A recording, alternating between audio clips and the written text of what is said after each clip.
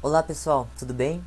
Hoje eu vou estar apresentando o projeto de extensão Registro e Divulgação da Animação Brasileira, um projeto que a gente realiza dentro dos encontros no Núcleo de Design em Animação da Universidade Tecnológica Federal do Paraná, no campus de Curitiba.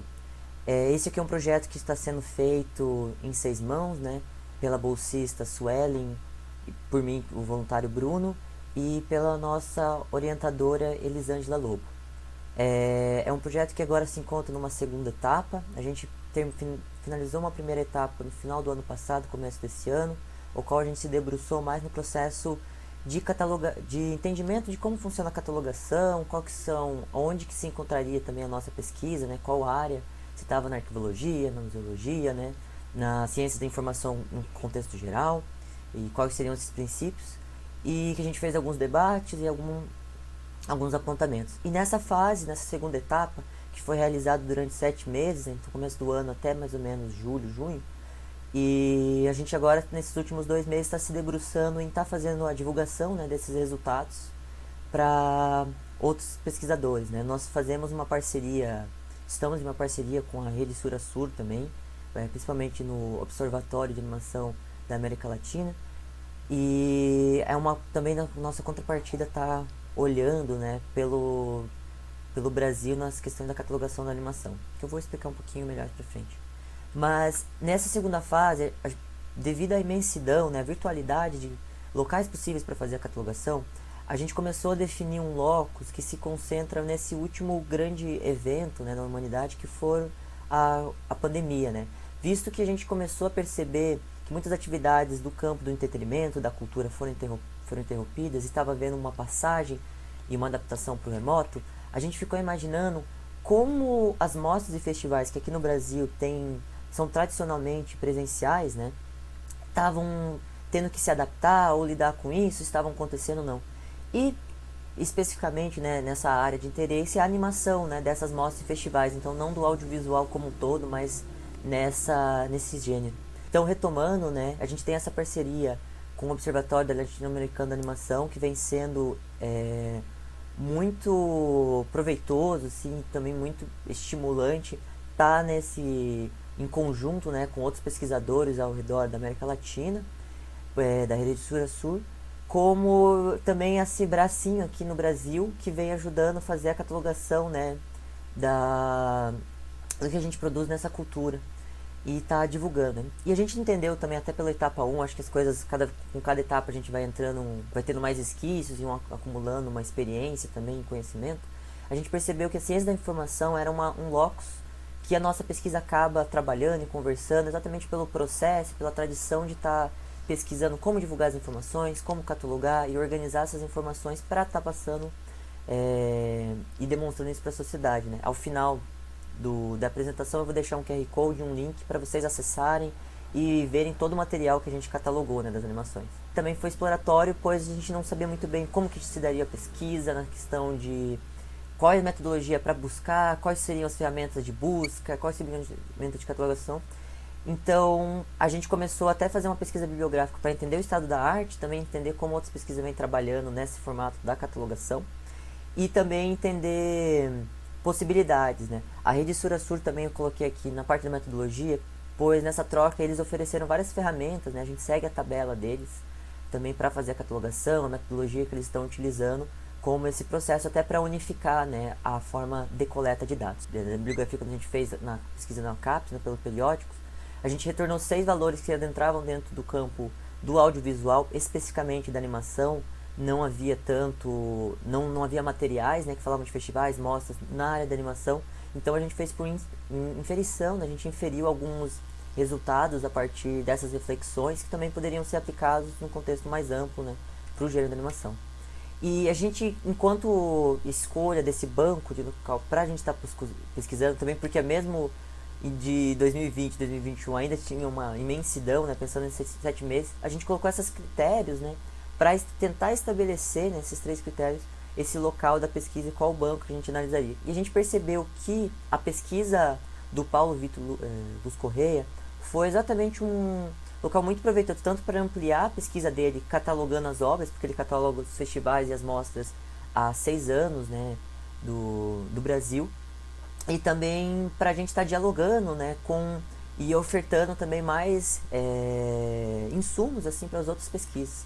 Então a gente utilizou a base da pesquisa dele e a partir também fomos complementando com alguns festivais que ele por acaso não mostrou. Aqui a tabela da própria pesquisa dos critérios que a Rede Surasul, né, o Observatório de Animação, ele acaba oferecendo para fazer a catalogação. A gente tentou o máximo possível preencher todos os campos, né, mas às vezes tinha materiais e festivais que não disponibilizavam todos, ou mesmo na internet a gente não encontrava muito. Pareciam que foram feitos tipo, não tinha uma expansão, né, ali de outros dados. Então a gente tentou completar o máximo possível.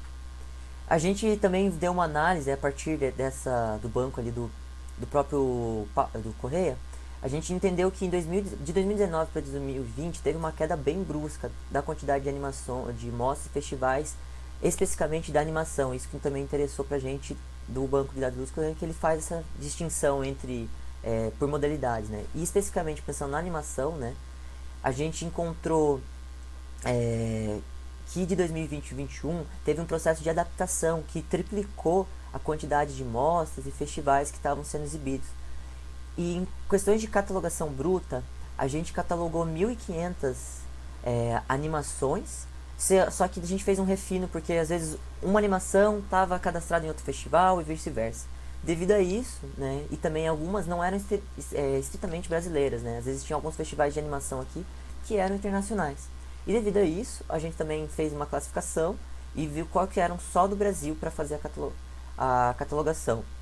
E no resultado a gente teve cerca de 400 animações assim nesses últimos 2 anos que foram exibidas nesses festivais, né? Não significa que elas foram feitas em 2020 e 2021, mas sim que elas foram exibidas nesses festivais e mostras e que vão estar disponibilizadas.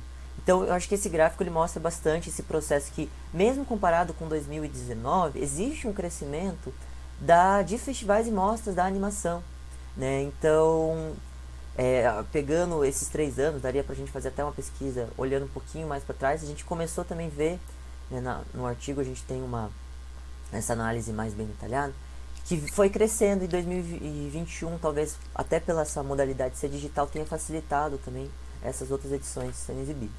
Aqui uma questão de festival, a gente locais dos festivais, né, e o ano dos festivais, e a gente adicionou dois locais que fazem mostras de animação, até como para ver que às vezes uma pesquisa igual do Paulo Corrêa acaba não contemplando alguns espaços, exatamente porque ele usa a base do Kinofórum para fazer a pesquisa, né, que é um local que a gente pesquisa esses festivais e mostras, e lá também eles não conseguem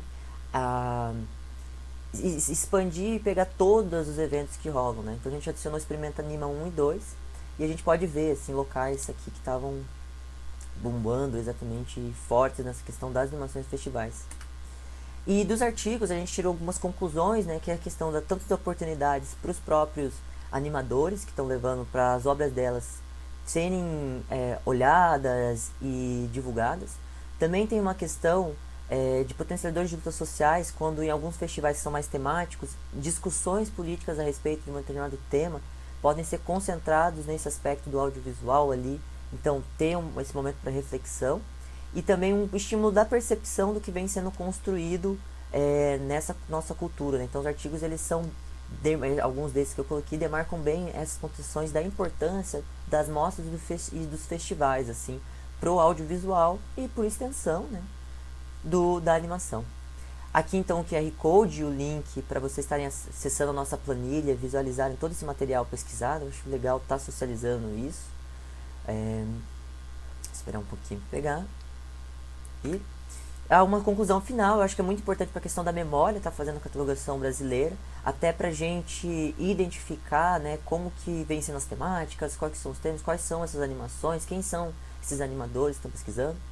Uma questão de reconhecimento no sentido de estar olhando e estar vendo o que está sendo produzido e ao mesmo tempo de valorizar a produção, né? Então assim, olha quanta gente produz, olha quanto as habilidades, olha quantos testes, também tem algumas animações que são experimentais, né? Olha quantos testes de técnicas que estão também evoluindo, sendo desenvolvidas ou repensadas, né? E também a questão de uma adaptação do setor, quando a gente olha para os festivais e as mostras, né, que saíram desse sistema mais tradicional, algumas delas foram para os digitais. E aqui as nossas referências. Muito obrigado.